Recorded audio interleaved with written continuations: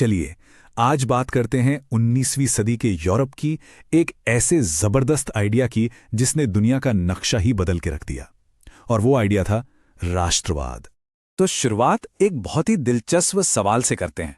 आखिर ऐसा क्या हुआ कि एक साम्राज्य जिस पर एक राजा का हुक्म चलता था, वो एक ऐसे देश में बदल गया जिसे उसके लोग, उसकी जनता अपनी पहचान देती है? ये बदलाव आया कैसे? पता है, इस पूरी कहानी की जड़ें एक सपने में हैं, एक तस्वीर में। साल था 1848 और एक फ्रांसीसी कलाकार फ्रेडरिक सोरियो ने कुछ ऐसा बनाया जो सिर्फ एक पेंटिंग नहीं थी, ये तो आने वाले कल की एक झलक थी। अब जरा इस पेंटिंग को गौर से देखिए। इसमें छिपे सिंबल्स बहुत कुछ कहते हैं। लोग स्टैच्यू ऑफ लिबर्टी के सामने से गुजर रहे हैं ना? और नीचे देखिए, राजाओं के टूटे फूटे ताज जमीन पर बिखरे पड़े हैं। हर देश का अपना अलग झंडा, अपनी अलग पोशाक। मतलब साफ था, सूर्यू एक ऐसी दुनिया का सपना देख रहे थे जहां देश राजाओं से नहीं बल्कि वहां के लोगों से बनते हैं।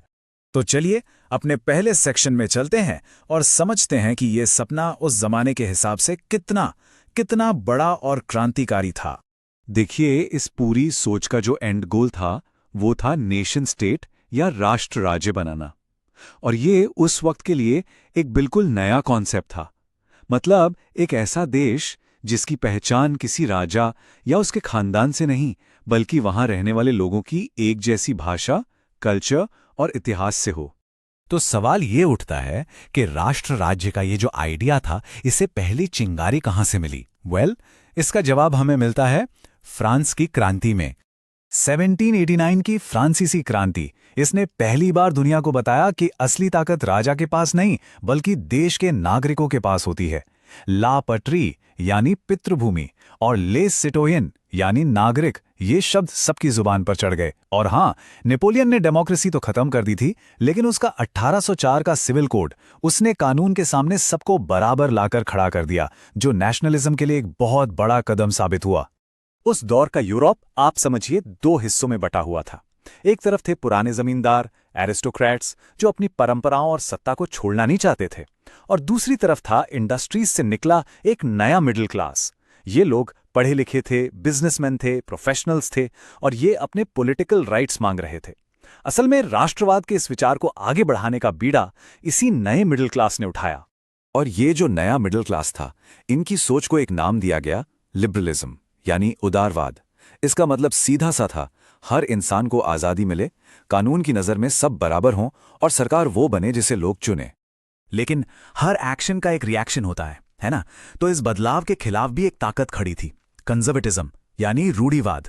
नेपोलियन के हारने के बाद यूरोप के पुराने राजे महाराजे अपनी सत्ता वापस पाने के लिए बेचैन थे। वो चाहते थे कि सब कुछ पहले जैसा हो जाए, वही राजशाही, वही चर्च का दबदबा, वही पुराना सोशल स्ट्रक्चर। और बस यहीं से यूरोप में एक लंबी लड़ाई की शुरुआत हो गई।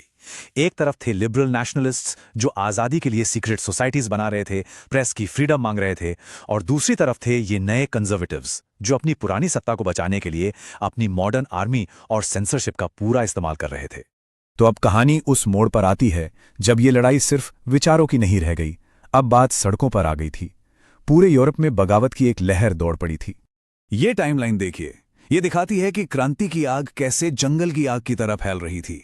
1821 में ग्रीस, फिर जुलाई 1830 में फ्रांस, फिर बेल्जियम, और 1848 आते आते तो ऐसा लगा जैसे पूरा का पूरा यूरोप ही बगावत की आग में जल रहा है। लेकिन एक मिनट, सवाल यह है कि आखिर इतने बड़े पैमाने पर आम लोग सड़कों पर क्यों उतर आए? क्या सिर्फ आज़ादी के नए नए आइडियाज की वजह से? नहीं, इसके पीछे एक बहुत बड़ी और जमीनी वजह थी। देखिए, 1830 और 40 का दशक यूरोप के आम लोगों के लिए बहुत मुश्किलों भरा था। आबादी बेतहाशा बढ़ रही थी, शहरों में बेरोजगारी फैली हुई थी, और ऊपर से खाने पीने की चीजों के दाम आसमान पर थे। तो जब पेट की भूख और आजादी की तड़प एक साथ मिल जाएं, तो क्या होता है? क्रांति। 1848 में पेरिस की सड़कों पर बिल्कुल यही हुआ था। इस 1848 की क्रांति का एक बड़ा सिंबॉलिक मोमेंट था फ्रैंकफर्ट पार्लियामेंट। जर्मनी के सभी मिडिल क्लास लिबरल्स ने मिलकर एक संविधान तैयार किया और एक यूनिफाइड जर्मनी का ताज प्रशिया के राजा को ऑफर किया। लेकिन राजा ने लोगों से मिला ताज पहनने से इनकार कर दिया, और इसके साथ ही लोगों के जरिए जर्मनी को एक करने का सपना भी टूट गया। और यहीं से कहानी में एक बड़ा ट्विस्ट आता है, जब जनता की क्रांति, लोगों का मूवमेंट फेल हो गया, तो राष्ट्र बनाने का काम दूसरे तरीके से शुरू हुआ। अब यह काम ऊपर से नीचे की तरफ होना था, स्टेट की पावर से, आर्मी की ताकत से। जर्मनी के केस में यह सवाल एकदम फिट बैठता है। क्या एक देश को बनाने का काम सेना कर सकती है? क्या नेशन बिल्डिंग का काम पार्लियामेंट की बहसों से नहीं बल्कि आर्मी से हो सकता है? और इस काम को अंजाम दिया प्रशिया के chief minister Otto von Bismarck ने। बिस्मार्क का फंडा बिल्कुल क्लियर था, देश भाषणों से नहीं, आयरन और ब्लड से बनते हैं। उन्होंने लिबरल आइडियाज को साइड में रखा और प्रशिया की जबरदस्त आर्मी और ब्यूरोक्रेसी का इस्तेमाल किया। 7 साल के अंदर 3 बड़ी जंगें लड़ी और जर्मनी को एक कर दिया। और 1871 में प्रशिया के राजा विलियम प्रथम को पूरे जर्मन एम्पायर का सम्राट घोषित कर दिया गया। अब जरा इटली की कहानी देखते हैं। ये भी कम दिलचस्प नहीं है। यहां 3 तरह के लोग थे। एक तरफ थे ग्यूसेप मेजीनी जैसे सपने देखने वाले, जिन्होंने यंग इटली जैसी सीक्रेट सोसाइटी बनाकर आइडिया को जिंदा रखा। फिर थे कैवूर जैसे चतुर राजनेता, जिन्होंने डिप्लोमेसी का खेल खेला।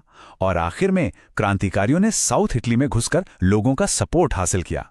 इन सबकी कोशिशों का नतीजा ये हुआ कि 1861 में विक्टर एमानुएल द्वितीय को एक यूनिफाइड इटली का राजा बना दिया गया। पर कहानी यहां खत्म नहीं होती, बल्कि यहां से इसका सबसे डरावना चैप्टर शुरू होता है। नेशनलिज्म का वो सपना जो लिबर्टी और यूनिटी के लिए देखा गया था, अब वो धीरे धीरे एक बुरे सपने में बदलने वाला था। 1871 के बाद नेशनलिज्म का मतलब ही बदल गया।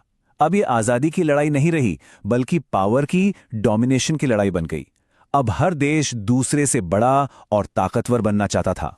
और इस बदलते हुए राष्ट्रवाद का सबसे विस्फोटक उदाहरण था बाल्कन का इलाका। इसे यूरोप का पाउडर केक यानी बारूद का ढेर कहा जाने लगा। क्यों? क्योंकि यहां कमजोर हो रहे ऑटोमन एम्पायर के अंदर कई अलग अलग एथनिक ग्रुप्स थे, जैसे रोमानियंस, सर्ब्स, क्रोआट्स, और ये सब अपने अपने अलग देश चाहते थे। और इस आग में घी डालने का काम कर रही थीं बड़ी ताकतें, रशिया, जर्मनी, ऑस्ट्रिया, हंगरी, जो सब इस इलाके पर कब्जा करना चाहती थीं। तो अंजाम क्या हुआ ये समझना मुश्किल नहीं है। नेशनलिज्म अब इंपीरियलिज्म यानी साम्राज्यवाद का साथी बन चुका था। यूरोप की बड़ी ताकतें एक दूसरे से व्यापार, कॉलोनीज और मिलिट्री पावर के लिए होड़ करने लगीं। बाल्कन में जो छोटी मोटी लड़ाइयां शुरू हुईं, वही इंटेंस राइवलरी आखिर में 1914 में फर्स्ट वर्ल्ड वॉर की वजह बनी। और ये पूरी कहानी हमें आज के सबसे बड़े और मुश्किल सवाल पर लाके छोड़ देती है। अपने देश से प्यार करना, अपनी पहचान पर गर्व करना, ये आखिर कब दूसरों के लिए खतरा बन जाता है? एक आइडिया जो आज़ादी और भाईचारे के सपने से शुरू हुआ था, वो इतनी बड़ी तबाही का कारण कैसे बन गया? ये वो सवाल है जो हमें सोचने पर मजबूर करता है कि देशभक्ति और आक्रामक राष्ट्रवाद के बीच की वो बारीक सी लाइन आखिर कहाँ होती है।